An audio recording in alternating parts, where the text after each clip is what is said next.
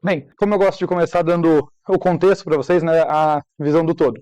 A gente continua aqui pensando em como implementar de maneiras eficientes tabelas de símbolos.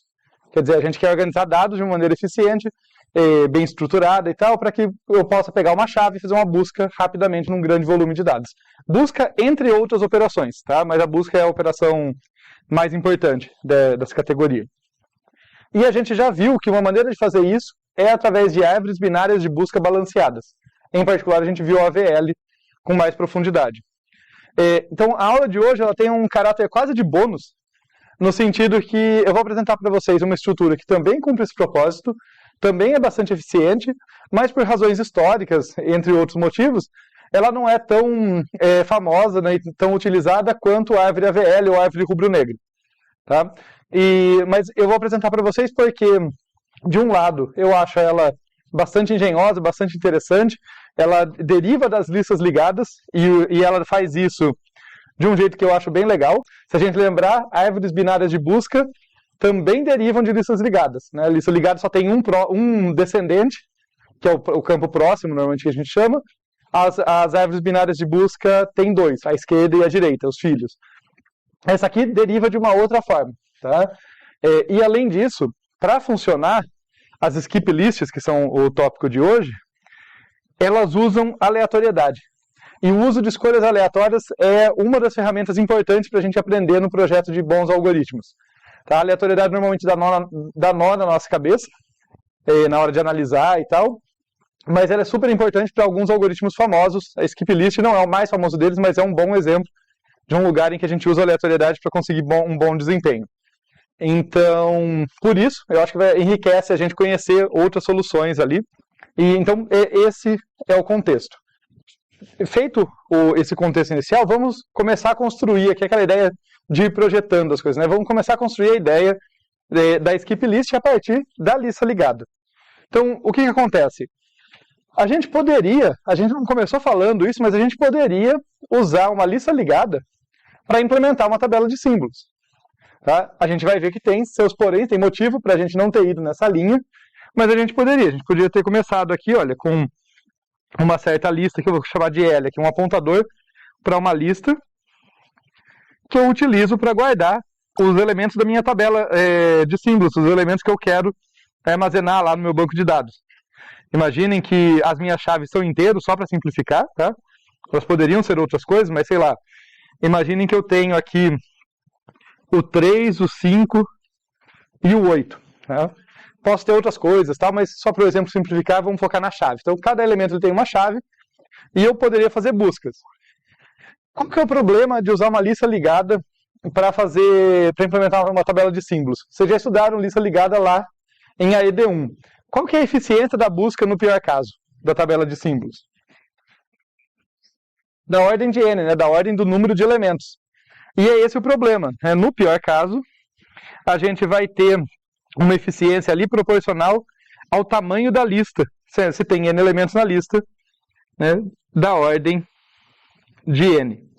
Tá? E a gente não fica feliz com isso. Se a gente lembrar, tudo que a gente fez, toda a trabalheira de implementar a VAVL, ou a rubro-negra, que a gente não viu, mas está como bônus lá nas videoaulas para vocês, quem tiver curiosidade, é toda uma trabalheira, todo um esforço para que a árvore não chegue em altura da ordem de n. Isso não é uma eficiência razoável, né? Não é uma eficiência aceitável na prática.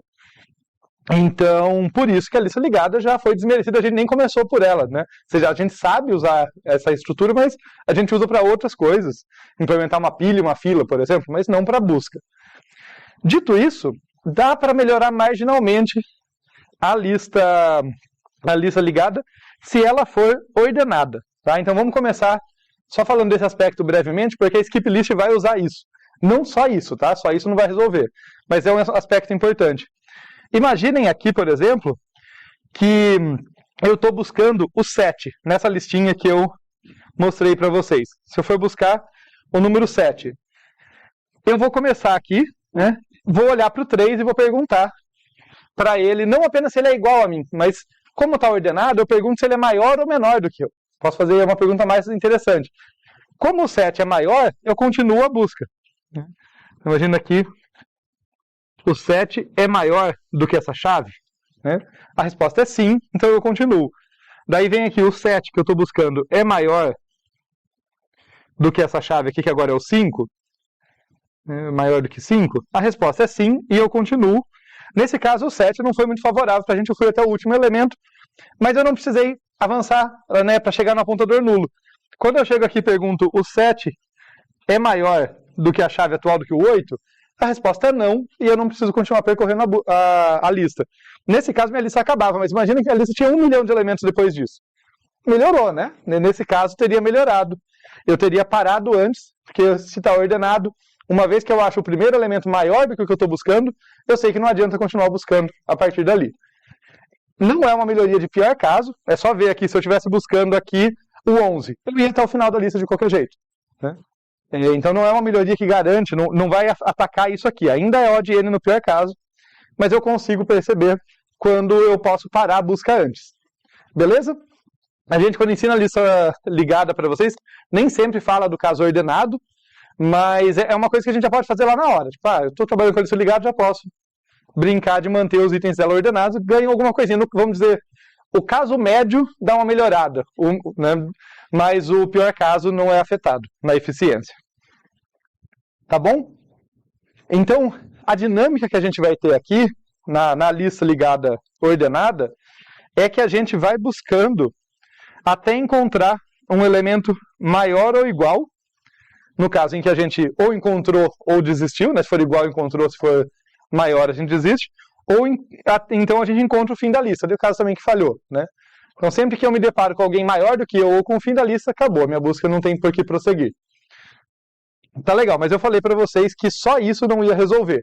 Isso é só para a gente dar uma recapitulada aqui como funcionam listas e introduzir esse aspecto da lista ligada. Para resolver mesmo, que no caso resolver quer dizer tornar aqui uma derivação das listas, uma generalização das listas numa estrutura eficiente, que são as skip lists, a gente precisa de um outro elemento. Além da ordenação, a gente vai precisar de uma hierarquia de listas.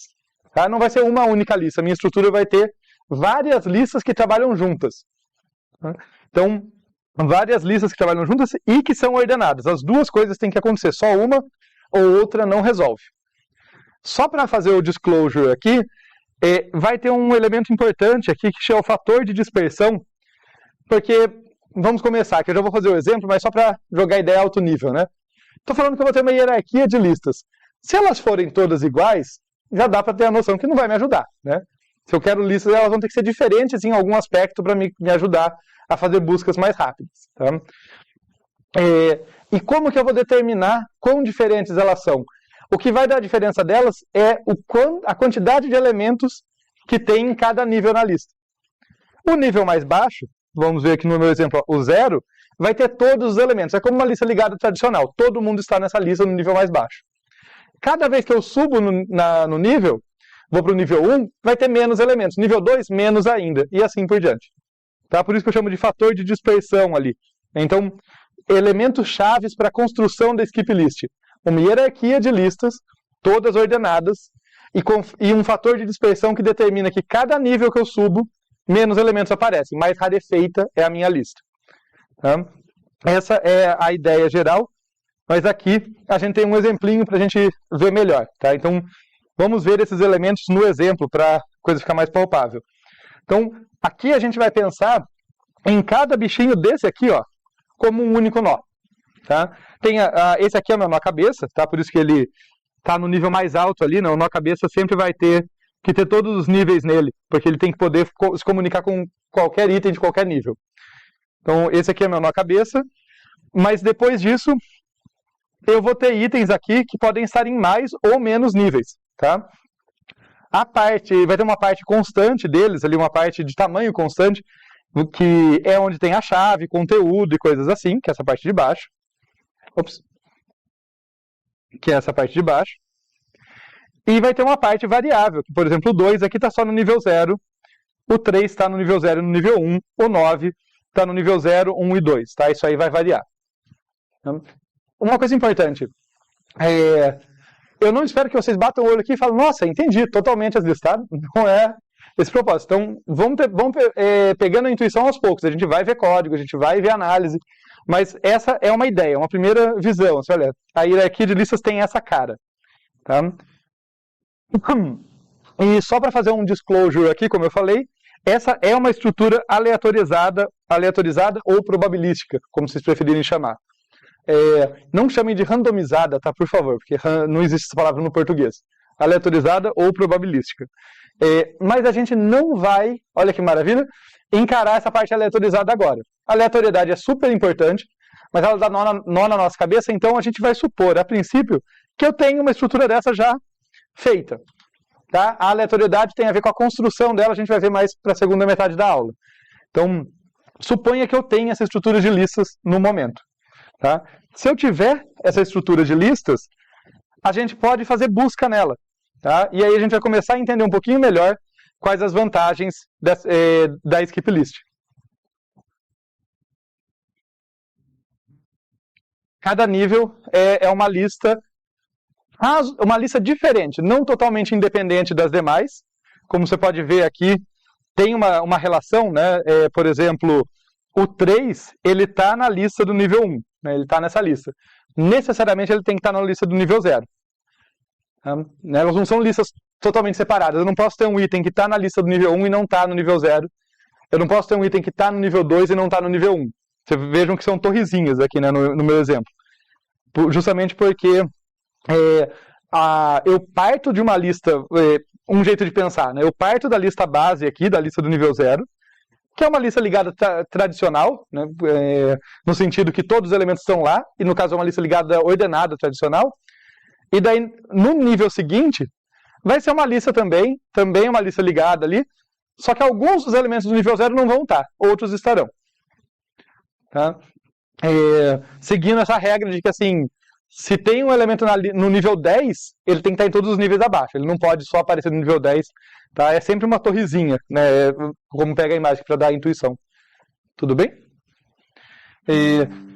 Como a gente implementa isso, a gente vai ver com mais detalhes ali como que a gente faz para ter várias listas assim associadas com um único elemento aqui, né? Com uma única chave. Tá? O detalhe é rapidinho, a gente já vai ver isso. Mas por enquanto fiquem com a ideia, tá? Tem essas listas aí que têm relação entre si. Isso vai ficar um pouquinho mais palpável, eu acho, quando a gente vê a ideia da busca. Tá? Porque daí a gente vai começar a entender como que a gente navega nessas listas que têm conexão entre si. Então, deixa eu enfatizar a ideia, para daí a gente ver o exemplo. Tá? Então, na nossa busca aqui, a gente começa de onde? A gente começa do maior nível. Tá? As nossas buscas em inserção e remoção vão ter um elemento de busca dentro dela, então isso vai ser sempre, para todas as operações isso vai acontecer, sempre começa do maior nível. Tá? Que, não por acaso, tem menos itens. A gente vai ver a importância disso depois. E quando eu encontro o fim daquela lista que eu estou, quando eu falo lista, eu quero dizer no nível que eu estou lá, comecei do maior. Quando eu encontro o fim dela, ou eu encontro um item com chave maior do que a que eu estou buscando, o que a gente acabou de falar sobre a lista ligada, né? Se eu estou numa lista ligada ordenada, especificamente, e eu encontro o fim dela, ou encontro um item com chave maior do que o que eu estou buscando, tem sentido continuar a busca ali? Não, né? Só que aqui eu tenho uma hierarquia de listas, então eu posso fazer uma coisa. Eu não preciso só falar, opa, não achei. O que eu sei é, não achei nesse nível. Eu posso descer um nível. Tá? Porque o nível de baixo tem mais elementos. Né? Então, é essa a ideia. Eu continuo a busca no nível de baixo. Tá? Quando a busca falha num certo nível, eu continuo no nível de baixo. Dada essa ideia, vamos ver um exemplo que a coisa fica mais clara. Né? Imagina, então, que eu vou buscar a chave número 8. Tá? O que está desenhado em azul aqui são as conexões, para onde os apontadores estão linkando ali uma lista com a outra. O que eu vou desenhar em laranja é o fluxo do nosso programa, é o nosso algoritmo fazendo tentativas, seguindo para cima ou para baixo, coisas assim. Tá? Então, vamos lá, a gente começa do nível mais alto. Então, eu vou começar aqui do nível 2. Estou aqui, né, no nó cabeça, esse aqui é o nó cabeça, então eu estou nele, e eu estou lá no nó cabeça, e o que eu começo fazendo? Eu começo buscando aquele elemento no nível que eu estou. Eu estou buscando 8, eu olho à frente, né, eu sigo esse apontador aqui, e vou ver qual é a chave desse nó no qual eu cheguei. Vejam que diferente de uma lista ligada tradicional, que eu vou de 1 em 1, eu dei um baita salto, né? Eu fui lá no 9. Tem um monte de elementos antes dele, mas no nível mais alto não tem. Então eu já fui direto olhar lá na frente. E daí, olhando para o 9, eu me pergunto, o 9 é menor ou igual que o 8? Que eu estou buscando, né? Então eu quero saber, ele é menor ou igual que o 8? A resposta é não, né? O 9 é maior. Isso quer dizer que não vale a pena continuar nesse nível. E aí a gente desce. Então daí a minha busca falhou no nível 2 e vai continuar no nível 1. Do nível 1, eu vou fazer algo parecido. Eu vou partir ali tentando andar para a direita, aqui na minha busca, tentando acessar os níveis que são apontados ali. Então, eu chego aqui, dou esse look ahead e faço a mesma pergunta. Olha, no 3, eu pergunto, 3 é menor ou igual que o 8? Agora a resposta é diferente, né? A resposta é sim. Isso quer dizer que ainda existe chance de eu encontrar o item que eu estou buscando nesse nível, certo? Então, eu continuo, eu avanço para cá, né, eu salto para cá. Nesse caso, eu vou até fazer esse tracejado agora contínuo para indicar que o meu fluxo de dados realmente foi lá, não foi só olhar o conteúdo de um apontador. E eu avanço e eu faço a verificação se eu continuo a busca. Notem que fixado um nível, eu estou fazendo busca em lista ligada ordenada, aquela coisa básica que a gente já sabia fazer. O que muda é que eu posso, o que é diferente é que eu posso mudar de nível. Tá? Então, avanço aqui para o próximo, e daí é a mesma pergunta de antes, né? 9 é menor ou igual que 8? Acabei chegando no mesmo nó de antes, por um outro nível. A resposta continua sendo não, então eu desço. E agora, eu vou olhar, fazer um look ahead de novo, vou olhar aqui, e a pergunta vai ser 5 é menor ou igual que 8? A resposta é sim, daí eu avanço. Vou tentar desenhar por cima do tracejado. Meu fluxo de dados avança. Eu chego aqui nesse nó, olho para frente, faço a mesma pergunta, a resposta é não de novo, né? Eu cheguei no 9 de novo, e daí eu tento descer, mas eu estou no nível 0, né? Como eu estou aqui no nível 0, não dá para descer, e como por definição todos os elementos estão no nível 0, no momento que eu não encontrei o item que eu estava buscando no nível 0, falha na busca. Então eu devolvo não encontrou, ou não existe, né? Não está no meu banco de dados. Tá? Tudo bem. A importância desse exemplo não era encontrar o 8, era dar uma ideia para vocês de como que a busca funciona. Então, conceitualmente, pensem nela como sendo uma busca,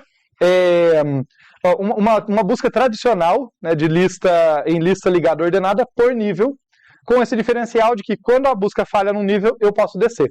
A menos que seja nível 0. No caso em que ou vai ou racha, né? Ou encontrei ou falho. Então a ideia é essa.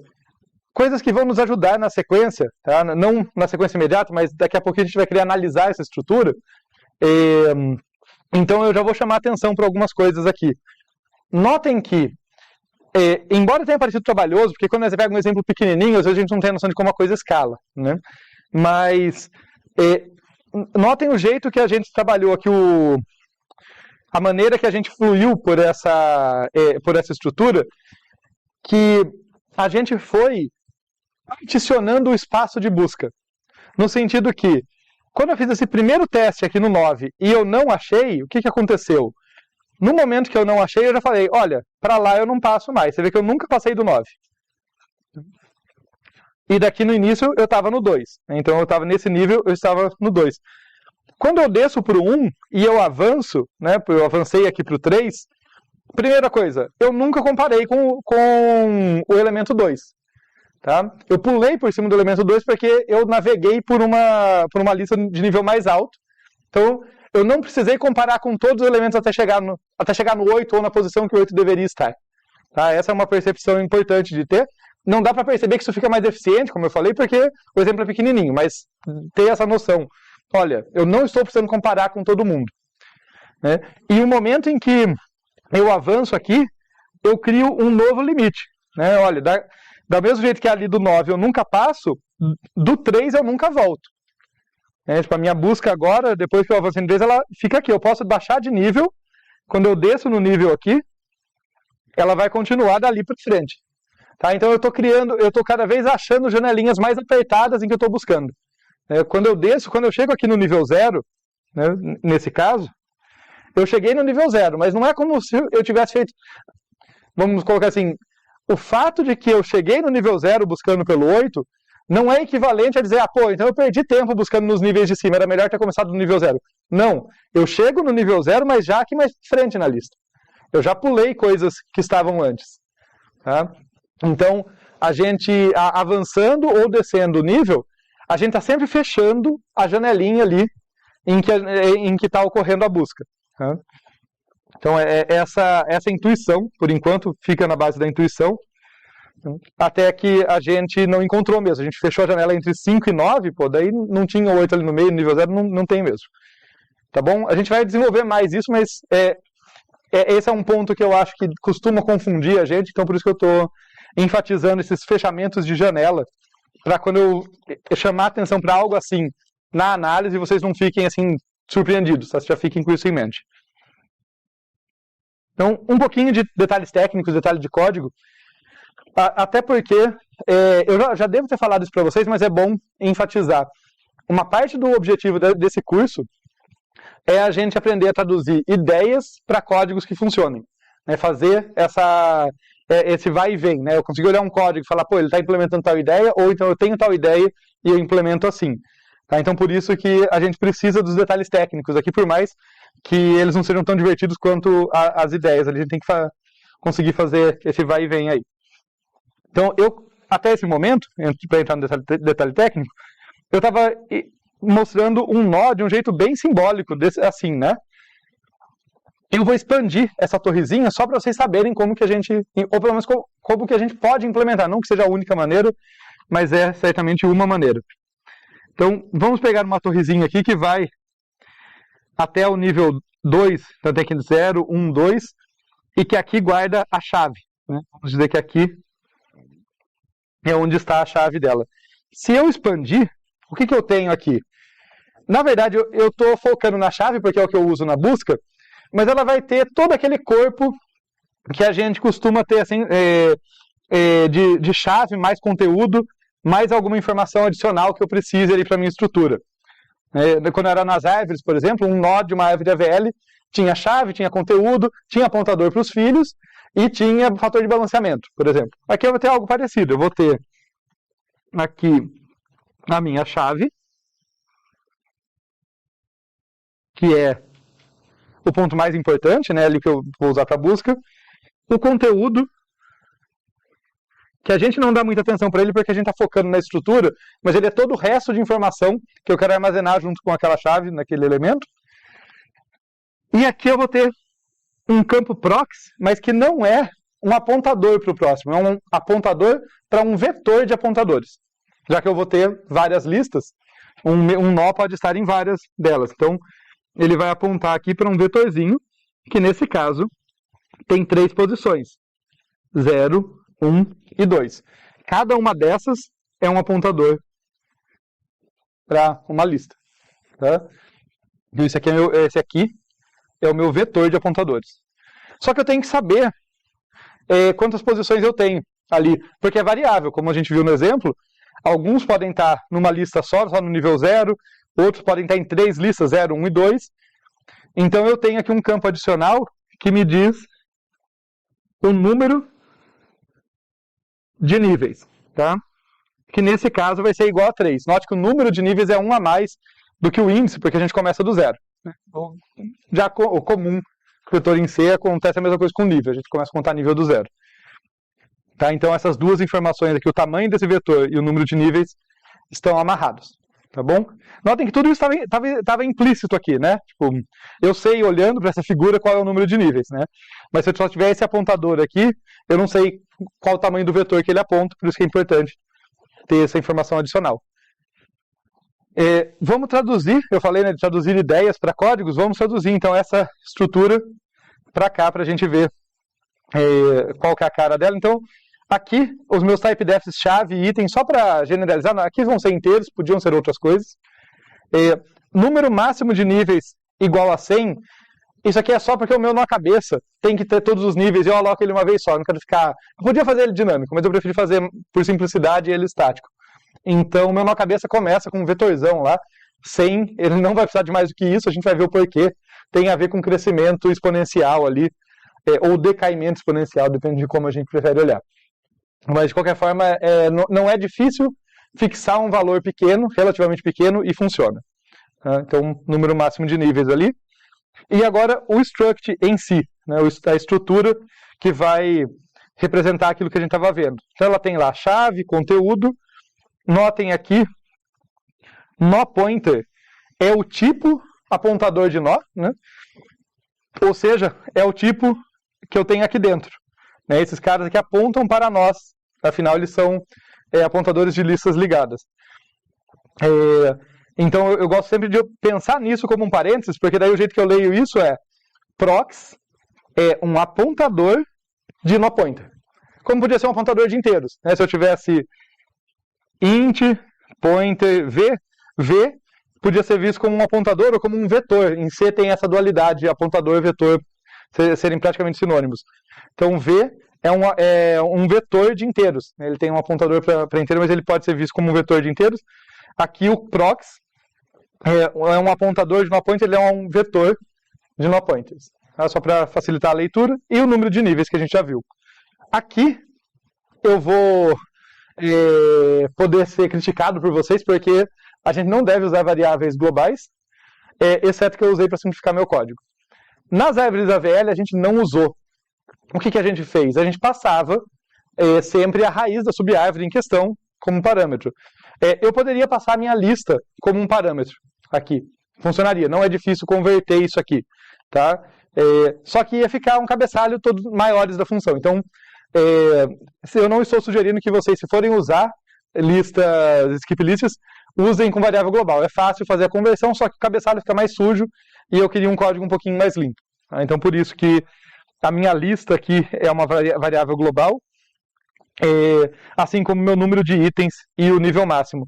Notem a diferença entre o número máximo de níveis, que está travado ali, e o número de itens e o nível máximo, que são variáveis ali. Número de itens, cada novo item vai mudar isso, e o nível máximo, ele é o nível do item que tem maior nível. Como cada item que eu vou inserir pode mudar isso, esse carinha pode ir mudando. Tá? Então, por isso que nível máximo é uma variável, número máximo de níveis é o limite superior do valor que essa variável pode ter. E daí, a busca. Tá? Vamos ver como que a gente traduz essa ideia aqui para a nossa busca. E eu vou começar, usando minha colinha aqui, para destacar alguns pontos para vocês. Só achar uma cor que se adeque mais. Vamos ver. Tentar. Será que o rosa fica bem diferente do laranja? Dá para perceber a diferença? Acho que vai ser suficiente aqui. Eu vou tentar casar alguns pontos do código com pontos aqui dessa busca. Então, se eu não me engano, acho que os pontos críticos aqui vão ser A, junto dessa setinha, e B vai ser junto dessa setinha aqui tracejada, C vai ser aqui, e D vai ser aqui. A gente já vai ver o sentido disso. Vamos começar a olhar o código e a gente faz uma ida e volta ali para casar as ideias. Como que vai ser aqui? Lembrando a ideia da busca. É uma busca tradicional por nível, só que quando ela falha eu não desisto, eu vou para o nível de baixo. Então, no primeiro if aqui, o que a gente está verificando é basicamente se a gente encontrou. Tá? Se a chave que eu estou buscando é a chave do nó para o qual eu estou apontando, devolvo aquele nó. É o caso, encontrou. Ele só tem isso aqui, né? Porque eu tenho nó cabeça. E a minha busca sempre começa pelo nó cabeça, porque eu preciso ir para o nível mais alto lá. Então eu não começo pulando o nó cabeça, porque eu não saberia para onde pular. Numa lista tradicional eu posso começar pulando o nó cabeça, mas nessa aqui o nó cabeça que vai... eu tenho que começar por ele até achar qual o primeiro nível não trivial, o primeiro nível não vazio. Então, por conta disso, que eu tenho... por conta disso que eu tenho esse teste aqui, tá? Então eu só verifico se a minha chave é igual à chave de um nó, se ele for um nó válido. Se eu tiver no nó cabeça ainda, não vou verificar, eu vou tentar olhar para frente. Tá? Basicamente eu estou dizendo, não faz sentido eu estar com o meu apontador para cá e me perguntar se a minha chave é igual a isso aqui. Esse campo é um campo que está sobrando no nó cabeça, né? Ele tem lá porque todos os nós são iguais, mas no nó cabeça ele não faz sentido, ele não é um nó válido, tá? Ele é só uma estrutura auxiliar. Então, tá legal. Esse primeiro teste, a menos dessa idiosincrasia aqui de pular na cabeça, é uma verificação de encontrar, né? Return T é o que o caso encontrou.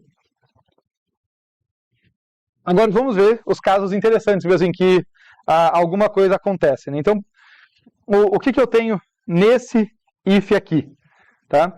Esse if, ele está verificando se o próximo é igual a null. Notem que eu estou olhando proxy naquele nível, né? Então sempre fixando, sempre andando no nível que eu recebi como parâmetro aqui, tá? Fazendo a busca no nível adequado. Então, se o próximo item da lista daquele nível é nulo, quer dizer que chegou no fim da lista, certo? É um dos casos de falha da busca. Ou, aqui o meu uzinho, ou então a minha chave é menor do que a próxima chave. Um desses dois casos, se o próximo elemento é maior do que eu, ou é o fim da lista, é o caso em que eu tenho que descer, né? Naquele nível já era, naquele nível não adianta eu continuar. Por isso que esse caso aqui, pegando um rosinho, ele é quem? Ele é esse B aqui, ó, tá? No meu exemplo, no caso, não teve nem, como tem esse 9 aqui, não teve nenhuma vez que eu cheguei no fim da lista. Nunca dei falha por achar um apontador nulo. Eu dei falha porque o próximo era maior do que eu, né? No caso, ou equivalentemente, eu não era menor ou igual que o próximo, né? O próximo era maior do que eu. Então, esse Bzinho aqui, tá? Quando eu olho para frente e a resposta é não, é o que a gente está vendo nesse if aqui. Esse é o caso em que a busca falhou naquele nível. Se a busca falhou naquele nível, eu tenho que ir para o nível de baixo. É isso que a gente faz aqui. Lembra da ideia recursiva, tá? Eu implementei a versão recursiva para a gente continuar treinando a recursão. Se é tudo lista, né? É uma hierarquia de listas, eu posso simplesmente falar, olha, continue a busca, só que agora no nível de baixo. Usando a mesma função, eu só aviso para ela, olha, agora o seu nível mudou. Pode falar.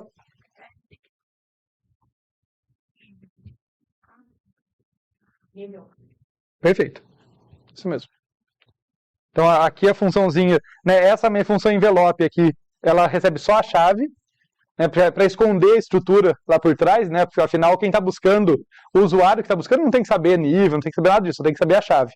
E ela fala, olha, começa a buscar na minha lista por aquela chave no nível máximo. E por isso que eu disse que eu começo pelo nó cabeça, né, porque eu começando do nível máximo, talvez o nó cabeça vai olhar, a primeira chamada ali vai ser apontando para o nó cabeça, ele vai querer olhar para o conteúdo dele, para a chave dele, perdão. E não faz sentido, por isso que eu tive que ter esse cuidado aqui. Né? O apontador ali, ele sempre começa no nó cabeça antes de partir para os próximos. Mas é isso mesmo. Então, voltando aqui, né, dentro desse if aqui que a gente estava olhando, se eu entrei nesse if, quer dizer que a busca falhou naquele nível. Tá? É o caso B, deu o look ahead, né? Deu o look ahead aqui. O próximo elemento é maior do que eu, ou é o fim da lista, eu tenho que descer. E daí descer é o C. Esse Czinho aqui é justamente continuar a busca no nível de baixo. É isso aqui. Tá? Então a busca a partir do mesmo nó, pela mesma chave, só que mudou o nível. Notem que eu não mudei o nó, nesse caso, né? Eu só fiz um movimento vertical, né? Só desci ali. O nó no qual eu estou ainda é o mesmo. Tá? Só que tem uma coisa no meio do caminho. Antes de chegar nessa chamada recursiva aqui, eu pulei, né? Porque esse é o caso mais simples, mas eu pulei o caso em que deu ruim, o caso em que era o nível 0. Se o nível já fosse 0, tem como eu descer? Então, return null é o caso de falha. Tá? Então, esse aqui vai ser o meu D aqui, né? Não encontrou. Então, vamos escrever aqui, no caso D, falha. Então lá em cima, caso base encontrou, esse aqui é o caso em que falhou. E o que está faltando? Bem, tudo dentro desse if, a gente está olhando para baixo. Está indo para baixo. É o caso, olha, não adianta continuar a busca nesse nível, vou para baixo. Está faltando justamente o caso mais simples, que é segue em frente, continua buscando no mesmo nível. Esse caso aqui, que aqui eu coloquei a letrinha A, quando eu olho à frente e o elemento ali não é maior do que eu, então eu devo continuar buscando naquele nível, a gente vai encontrar ele aqui. Vou colocar para cá. O A está aqui no else conceitual, né? Porque se não nesse if, vai cair nesse return. Então, se chegou nessa linha aqui, é porque falhou o if, não é para eu desistir daquele nível ainda. Tem que continuar buscando. Tá bom? Código e o exemplo, a ideia da busca com o código, fazendo sentido? Tá legal. Então, a gente aprendeu a navegar numa skip list que já esteja ali implementado. A gente aprendeu a navegar nela. A gente não sabe ainda, notem, como que é decidido que nó está em que nível. Tá? Por enquanto, vamos só acreditar em mim que a gente vai ver isso, mas por enquanto a gente não viu isso. Dada uma skip list, a gente sabe fazer busca agora. E agora a gente vai fazer uma análise da eficiência da skip list. Tá? É uma análise um tanto superficial, tá? Não é uma demonstração matemática super formal, mas eu acho que ela é rigorosa o suficiente para nos dar uma boa noção de como a skip list funciona. Tá? Vamos começar então a ver aqui as ideias por trás da nossa análise. E um fator importante, aqui um fator decisivo para fazer essa análise, é justamente o fator de dispersão. Eu vou ter que usar um pouco da boa vontade de vocês. Notem, eu não vou dizer para vocês ainda como o fator de dispersão determina que nó está no nível 0, que nó está no nível 1, que nó está no nível 2. Mas acreditem em mim que a cada nível que eu vario, vai ficando mais disperso. Tá? Então, por enquanto, a gente vai supor que isso acontece. Como a gente implementa isso, a gente vai ver depois. Mas para analisar, eu preciso que o fator de dispersão esteja atuando. Então, vamos lá. O fator de dispersão é um inteiro D maior ou igual a 2, tá? Tem que ser pelo menos 2 para ela funcionar.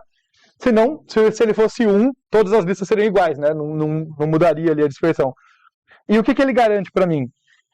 Ele garante para mim que quando eu vou do nível I para o nível I mais 1, conforme vai crescendo, vai ficando mais disperso. O número de nós ali, ele vai cair de 1 sobre D. Já que o meu fator de dispersão é um valor maior ou igual a 2, vai cair por essa fração. Né? Então, todos os nós estão no nível 0. Se D for 2, metade só que vão estar no nível 1. Só 1/4 vão estar no nível 2. E assim por diante. Vai caindo de acordo com o fator de dispersão. Essa é a ideia. E antes de entrar na análise, deixa eu falar bem alto nível, qual que é a intuição do porquê que isso é uma boa ideia.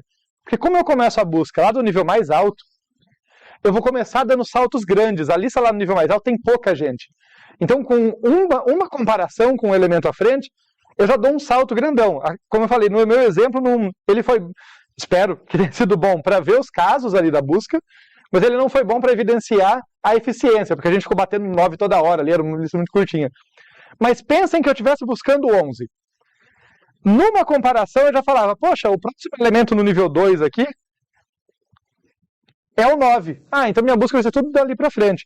Eu nunca ia conversar com essa galera, coisa que numa lista ligada tradicional eu faria. Tá? Então é daí que vem, intuitivamente, é daí que vem a eficiência. Eu começo do nível mais alto, eu vou dando saltos. Tá? Daí, quando o meu salto é grande demais, que eu pulo por cima de onde eu quero chegar, né, o próximo elemento é maior do que eu, ou a lista acabou, eu falo, opa, começar... Sabe onde vocês fazem isso, inclusive? Vocês usam Google Maps, né? Espero que vocês usem Google Maps do jeito interessante, não só colocar no GPS. Realmente, quero buscar um lugar. Você não pega no zoom mais fechadinho e vai arrastando daqui até Paris para ver, né? Você não faz isso. Você joga o zoom para longe, daí com poucos movimentos, você chega lá perto. Daí você aumenta o zoom. Daí você ajusta mais onde você quer. Quero chegar na Catedral de Notre Dame. Primeiro, zoom alto, você encontra Paris. Né? Você atravessa o Atlântico rapidinho, porque você está num zoom grande. Quando você vai chegando perto, você aumenta o zoom e vai ajustando, aumenta o zoom e vai ajustando. É essa mesma intuição. Começa dando saltos grandes, quando meu salto é tão grande que eu estou perdendo, eu diminuo o tamanho do salto. Tá? E diminuo de quanto? De D. O D que vai me dizer ali quanto que meu zoom varia a cada nível que eu passo. Né? Então eu tenho aqui não uma única estrutura, mas uma categoria de estruturas. Para cada D eu vou ter uma skip list um pouquinho diferente das outras. Ok, intuição? Então agora para matemática, né? Porque a intuição é legal, né? A matemática judia um pouquinho da gente. Então vamos lá, a eficiência de tempo aqui da minha busca vai depender do quanto que eu vou andar em todas as listas. Então isso quer dizer que ela vai depender de quantas listas eu tenho, de quantos níveis de listas hierárquicas eu tenho para andar, e de quanto em média eu ando em cada nível. Vamos analisar essas duas coisas. O número de níveis não é muito difícil da gente avaliar, porque vamos pensar aqui, ó, se a minha skip list tem N itens, quantos níveis ela vai ter? Vamos pensar que deixa eu achar o lugar bom para desenhar isso, eu vou tentar desenhar na margem esquerda. Se não estiver aparecendo para vocês, avisem, tá? Na minha margem esquerda aqui, eu vou imaginar que vou começar do nível mais alto, tá? Eu poderia fazer esse raciocínio do 0 para cima, mas eu vou brincar dessa vez, fazer de cima para baixo. No nível mais alto, já que vai ficando tudo mais rarefeito, ele tem que ter pouquinho item, né? Porque imagina, se no nível mais alto eu tiver um monte de itens, provavelmente eu teria um nível de cima, porque o nível de cima teria um D avos daquilo. Então não pode ter mais do que D itens lá no maior nível. Né? Para simplificar, vamos supor que no nível mais alto tem só um item. Então, aqui eu vou ter o nível, e aqui eu vou ter o número de itens. Então, no nível mais alto, vamos chamar de K, só porque eu preciso de um nome. Então, no nível K, eu vou ter um item. Quando eu desço, vai crescer o meu número de itens de D. Né? Ele diminui quando eu subo, ele aumenta quando eu desço. Então, no nível K-1, eu vou ter D itens. No nível K-2, eu vou ter D ao quadrado. No nível K-3, eu vou ter D ao cubo. Esse número de itens vai crescendo bem rápido, né? Cresce exponencialmente. Só que, no nível 0, eu tenho que ter todo mundo. Então, aqui eu tenho N. Supondo que N é uma potência de D. Se ele não for, ele vai ser sobrepujado. Tá? Mas a intuição aqui notem que eu não consigo multiplicar 1 por D muitas vezes antes que ele chegue no N, porque esse valor está crescendo exponencialmente. Tá? Então ele vai chegar rapidinho no N. É essa que é a intuição. Tá? Para a gente fechar a continha aqui, vamos dizer aqui que eu paro no nível 0 na primeira vez que eu tiver maior ou igual que N. Né? Ou seja, todos os itens estão lá. Então D elevado ao número de itens ficou maior ou igual que N. E vai ser D elevado a quanto aqui? Bem, se eu estava lá no nível 1, né, isso aqui é igual a D elevado a 0. Isso aqui é D elevado a 1, D elevado a 2 e assim por diante. Aqui eu acho, se eu não estou errando as condições de contorno, que no último caso vai ser D elevado a K, vai ser maior ou igual que N, daí ele superou e eu não passo disso, tá? Se for esse o caso, vamos isolar o K para ver qual o maior nível que eu chego, tá? Então, jogando log dos dois lados, eu vou ter que K é maior ou igual que log de N na base D. O maior ou igual tá me traindo aqui, tá? Eu vou acochambrar um pouquinho a análise, me perdoem. Vamos dizer que deu exato, tá? Só para simplificar o nosso raciocínio. E eu consigo pelo menos dar uma intuição para vocês do porquê que a análise está me traindo. Porque o K não é qualquer coisa maior do que N. Ele é o primeiro K que deu maior ou igual a N. Tá? Então, apesar da continha me dar aqui K maior ou igual que log de N na base D, ele vai ser no máximo 1 a mais do que o menor número que eu preciso para abarcar todo mundo. Mas como isso aí sempre dá nó na cabeça, vamos pensar que deu exato. Depois de K níveis, eu abarquei os N elementos. Então, K é log de N na base D.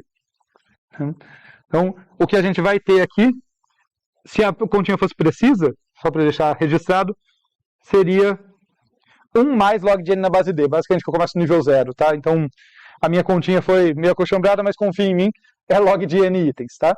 E a intuição é aquela que eu já devo ter falado para vocês, né? O que significa o log? O que significa a operação logaritmo? Ela é uma operação que me diz o número de vezes que eu consigo dividir um número pela base. Log de n na base d, a resposta que ele me dá é quantas vezes eu consigo dividir n por d antes que isso fique menor ou igual a 1. Tá? Essa é a intuição da própria definição do log, que é uma operação que a gente aprende meio muito tecnicamente ali, mas não tem muita intuição do que ele faz. Então, tudo isso para dizer que, ok, o número de níveis não é muito grande, é logarítmico. Então, só completar aqui que ele cai de 1 sobre d por nível. Mas tá bom. Eu falei para vocês que dependia de duas coisas a minha análise, né? Uma delas era de quantos níveis eu tinha. Afinal, a minha busca ela faz um pouquinho de trabalho em cada nível. A outra é quanto trabalho eu vou fazer por nível. E vamos complementar, vamos prosseguir essa análise a partir do que a gente saiu aqui. Olha, no nível mais alto, eu não posso ter muitos itens. Né? Eu falei aqui que eu tinha 1, mas para ser mais justo, é no máximo D. Né? Porque se eu tiver mais do que D, quer dizer que eu tenho que ter um nível acima. Né? Porque um D avos dos itens passa para o nível de cima. Então, se eu tiver D itens no nível mais alto, tá errado. Né? Porque eu teria um nível superior com um item. Então, é no máximo D. Quer dizer que no nível mais alto, eu vou ficar no máximo ali andando numa lista de comprimento D. Olha que interessante. A lista ligada, o calcanhar de Aquiles da lista ligada é que no pior caso eu tenho que percorrer o comprimento dela inteiro. Eu estou trabalhando com uma hierarquia de listas ligadas ordenadas. Então, eu continuo tendo que percorrer o comprimento dela inteiro. Só que só da janelinha que eu estou olhando em cada item. Em cada nível, perdão. Então, no nível mais alto, eu vou andar no máximo D passos. Em média, D sobre 2. Mas no máximo D. Quando eu desço, como que funciona para eu descer? Deixa eu fazer aqui tem um texto para completar, mas deixa eu fazer uma figurinha que ajuda a gente a entender. Imagina que eu estou aqui no nível I mais 1. Eu estava buscando o nível I mais 1, abaixo dele tem o nível I. E eu olhei em frente aqui e a minha busca falhou. Esse X é só para indicar, olha, eu estava buscando, cheguei no fim da lista ou cheguei num item maior do que eu estou buscando. Nesse caso, eu vou descer. Isso aí a gente já entendeu, né? O detalhe é, quanto que cresce o número de itens quando eu desço do nível I mais 1 para o nível I? Ele multiplica por fator de dispersão? Por D, né? Sempre que eu desço de nível, a lista fica D vezes mais cheia. Sempre que eu subo, fica D vezes mais vazia, né? 1 sobre D vezes mais vazia. Isso quer dizer que quando a minha busca falha num certo nível, tá? Olha só, lembra que eu falei das janelas lá atrás? Agora que eu vou resgatar aquilo, ó. Eu estava nessa janela no nível I mais 1. Se eu parei no nível I mais 1, é porque eu parei entre dois elementos. Um aqui, que é menor ou igual do que a chave que eu estou buscando, outro que é maior, senão eu teria continuado a busca. Se eu parei nessa situação. Maior ou fim da lista, tá? Mas vamos pensar em maior, que fica mais fácil de raciocinar. Então eu parei entre dois elementos no nível I mais 1. Quando eu desço para o nível I, esse nível aqui não pode ter um número arbitrariamente grande de elementos. Ele vai ter D elementos aqui. Porque ficou D vezes mais cheio. Né? Se eu tinha, né, até chegar nesse cara, eu tinha apenas 1 no nível I mais 1. No nível de baixo eu vou ter 1, 2, por exemplo, se o D for 2. Ou 3, se o D for 3. Ou 10, se o D for 10. Mas vai ter um fator ali. Isso quer dizer que eu estou sempre preso numa janelinha que tem D elementos. No primeiro nível, eu tinha entre 1 e D, que era o nível mais alto. Daí eu ando lá, achei uma janelinha aqui que eu estou preso entre dois elementos. Um que já é maior do que eu e um que é menor ou igual. Quando eu desço, aqui vai ter D vezes mais elementos. Então eu estou numa janelinha de D de novo. Em nenhuma lista eu ando muito. Essa que é a conclusão que a gente chega. Em cada nível da lista, eu ando no máximo D passos, D sobre 2 em média. Tá? Eu estou falando isso no máximo, daqui a pouco eu vou reconhecer que essa estrutura é probabilística e a gente vai falar, olha, caso esperado. Tá? Porque pode ser que eu tive azar nas moedas e a minha lista ficou toda torta. É raro, a estrutura funciona bem na prática, mas vai ter isso, só fazer o meia-culpa aqui. Mas se eu ficasse falando toda hora que é probabilístico, dá nó na nossa cabeça, a gente não entende a análise. Então, pensa que é exatamente D, fica mais fácil de imaginar. Tá? Então, é isso que a gente vai ver. Entre dois nós ali do nível I mais 1, que foi o que esse desenho aqui buscava representar, devem existir, em média, D valores no nível I. Quer dizer que sempre que eu desço de nível, eu estou preso numa janela que tem D itens.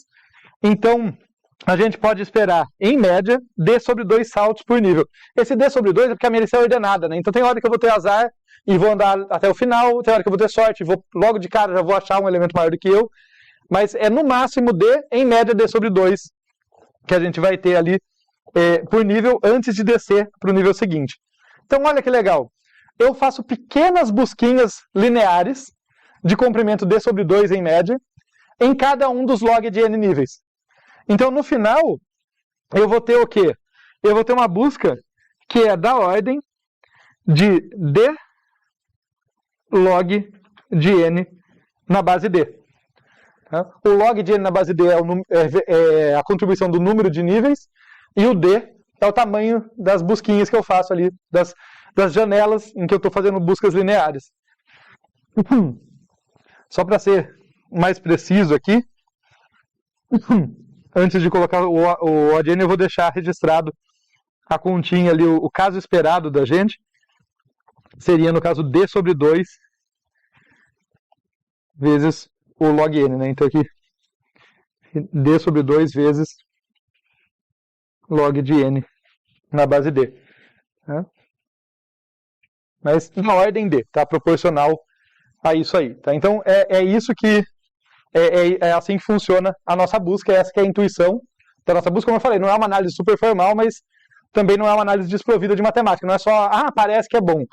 Tá? Ela realmente vai funcionar, tá? Por causa do que a gente acabou de discutir. Fazer só a ressalva que como eu falei, eu falo de eficiência esperada porque no fundo ela é probabilística, então eu não vou ter exatamente D vezes mais elementos. Eu vou ter um número esperado D por nível, tá? O fator de dispersão vai funcionar de modo probabilístico. Mas muito importante isso, tá? Isso é crítico aqui. Todas as escolhas aleatórias são decisões do meu algoritmo. Isso é importante porque tem alguns casos que vocês vão ver de análises probabilísticas que é assim, supondo que a minha entrada tenha tal característica, seja uma distribuição uniforme, ou seja uma normal, ou coisas assim, daí nessa suposição da entrada, eu tenho um comportamento do algoritmo. Não é o que está acontecendo aqui, é algo mais forte aqui. Tá? Pode ser qualquer entrada, pode ser a entrada, desenha a entrada mais chata possível para skip list. Ela não vai ser problemática para mim. A única coisa problemática para mim é dar muito azar na jogada de moeda do algoritmo. Tá? Mas que na prática é altamente improvável. Assim, tende a zero ter tanto azar muito, muito rapidamente. Tá legal, falamos da eficiência de tempo. Só que tem uma troca aí. Porque nós temos uma hierarquia de listas, né? Como a gente tem uma hierarquia de listas, eu vou gastar espaço maior do que uma lista ligada básica gastaria, certo?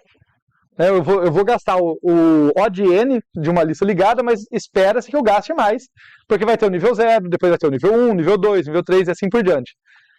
Para não deixar essa análise muito demorada, porque senão eu não consigo chegar nas outras partes, tá? Na análise probabilística e tal. Deixa eu de novo puxar a intuição com vocês. Vocês lembram da soma dos termos de uma PG? Progressão geométrica, isso mesmo. Tudo bem, não, tudo bem. A gente resgata aqui. Mas qual que é a ideia? Por que vai ser relevante a soma dos termos de uma PG? Vamos pensar aqui. O nível 0 da lista tem todo mundo, então ele custa N. Vamos pensar com D igual a 2, depois a gente generaliza para D geral. Se fosse 2, no nível 1, vai ter metade dos elementos. No nível 2, vai ter um quarto. Então, notem que, embora pareça a princípio que isso pode custar muito mais memória do que uma lista tradicional, o que eu tenho aqui, vou fazer graficamente, é N no nível 0, tá? Vou colocar assim, no nível 0, gasta N. No nível 1, gasta N sobre 2. No nível 2,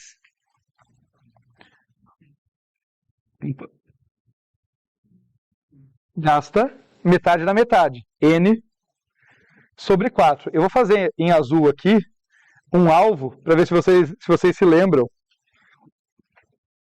Eu tinha isso aqui. Ó.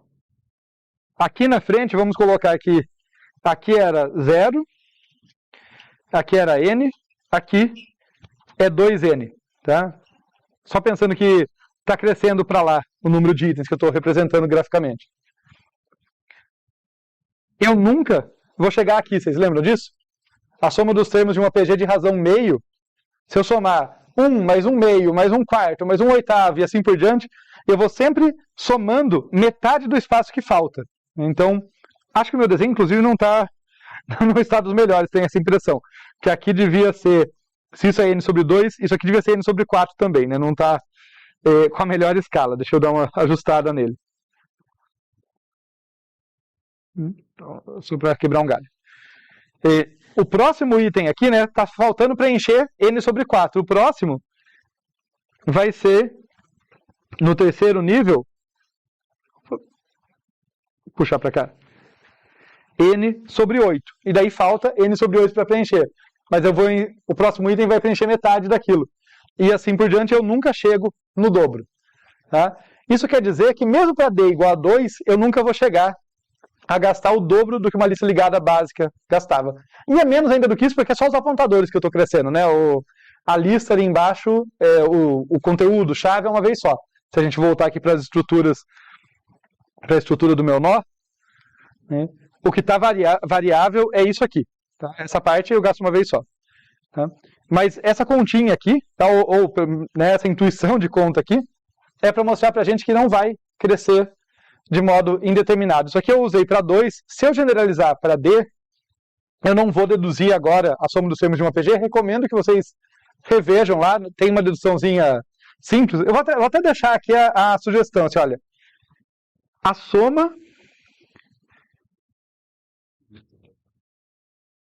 Isso, não, mas é a infinita mesmo que a gente está fazendo. Porque como a razão é meio, a infinita converge para uma constante. Se eu pegar aqui, ó, a soma dos termos de uma PG de razão Q, tá? Começando em 1 com razão Q, ela vai 1 mais Q, aqui pensando que o Q é menor do que 1, né? Mais Q ao quadrado, e assim por diante. O truque que a gente aprendia era assim, multiplica por Q e faz isso aqui. Isso aqui vai dar Q mais Q ao quadrado, mais Q ao cubo, e assim por diante. E daí se eu fizer uma subtração entre uma e outra, a gente consegue cancelar um monte de coisa e a gente deduz a fórmula. Eu vou deixar de exercício para vocês pela minha falta de tempo e porque a partir dessa ideia, só um pouquinho de trabalho, vocês conseguem deduzir a fórmula, tá? É só olhar que subtração que eu faço para que as coisas se cancelem, tá? Lembrando que como o Q é menor do que 1, o termo maior que sobrar aqui, dessa aqui, por exemplo, ele tende a 0, porque Q elevado a um número muito grande vai tender a 0. De qualquer forma, não vou deduzir agora, mas a conta que a gente chega é que a minha skip list vai ter ali tamanho n vezes d sobre d menos 1. Tá? Que, para todos os efeitos aqui que nos interessa,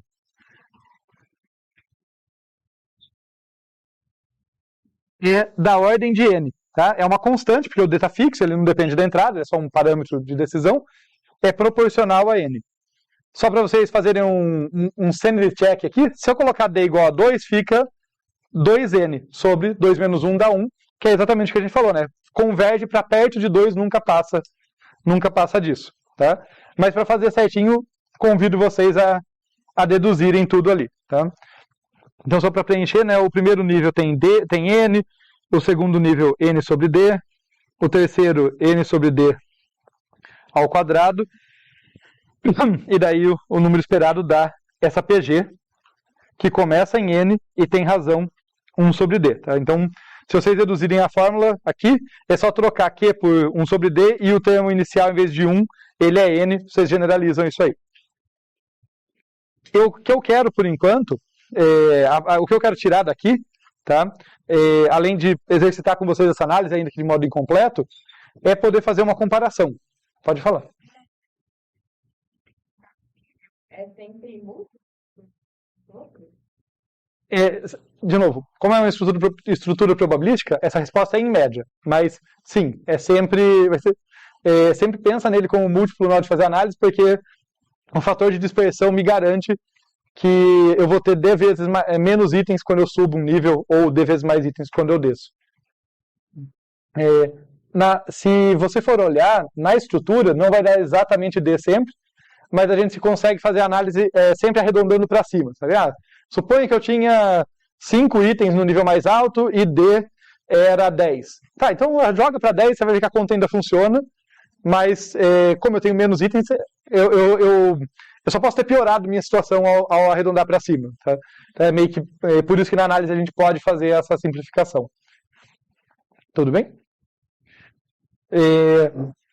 O que eu queria tirar com vocês daqui? Eu só vou preencher a conclusão, vou deixar como exercício fechar a continha, tá? Mas a nossa conclusão é que a gente tem, então, uma eficiência que é dada por D sobre 2 vezes log de N na base D, e um uso de memória, que é N vezes D sobre D menos 1. Se o D está fixo, os dois são da ordem de N, porque, inclusive falha minha aqui, ó. Se o D é constante, quando o N varia, ele pode sumir dessa continha, assim como essa base, tá? Então, a eficiência aqui é uma constante vezes N. É claro, essa constante a gente sabe que depende do D, mas fixado um D, ela não varia conforme cresce o número de elementos. É isso que eu quero. Quando eu uso essa notação aqui, eu estou querendo dizer assim, olha, fixa tudo exceto o número de elementos. Quando varia o número de elementos, como que o negócio se comporta? Se comporta como log de N, a minha busca. Tá? Como que o meu uso de memória se comporta? Da ordem de N também. Tá? Então a gente sabe que o D afeta, mas assintoticamente se resume a uma constante. Tá bom, assintoticamente é isso. Mas aqui eu deixei um quiz para vocês que eu recomendo fortemente que vocês façam, que é o tipo de análise comparativa que eu acho importante vocês aprenderem a fazer para decisão de projeto. Que é assim, qual skip list é melhor? Com D maior ou D menor? Tá?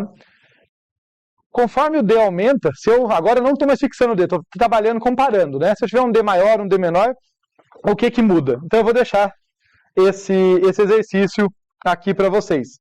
Tá? Então, deixar registrado, olha, se eu tiver um fator de dispersão D aqui, a eficiência de tempo vai ser D vezes log de N na base D. Aliás, D sobre 2, vou colocar aqui. D sobre 2 vezes log de N na base D. Por outro lado, a eficiência de espaço, que a gente acabou de conversar, vai ser N vezes D dividido por D menos 1. E a pergunta é, se a gente tiver um caso em que D é igual a 2, e um outro caso em que D é igual a 10. Vou até colocar D' e D duas linhas para a gente poder fazer a continha comparando. Calculem depois tempo e espaço para comparar o que eu ganho e o que eu perco quando eu vario o D. Tá? Então fica isso aí como um quiz. Tanto porque não dá tempo de eu desenvolver tudo com o detalhe que eu quero na aula, então, ao invés de passar correndo por tudo, melhor deixar vocês quebrarem a cabeça ali, acho que é um bom exercício. Como porque conseguir deduzir isso, né? A gente já falou da eficiência de tempo e de espaço. Fazer ali é basicamente usar as fórmulas que a gente teve e tentar tirar alguma conclusão. Acho que é um exercício que está bem ao alcance de vocês.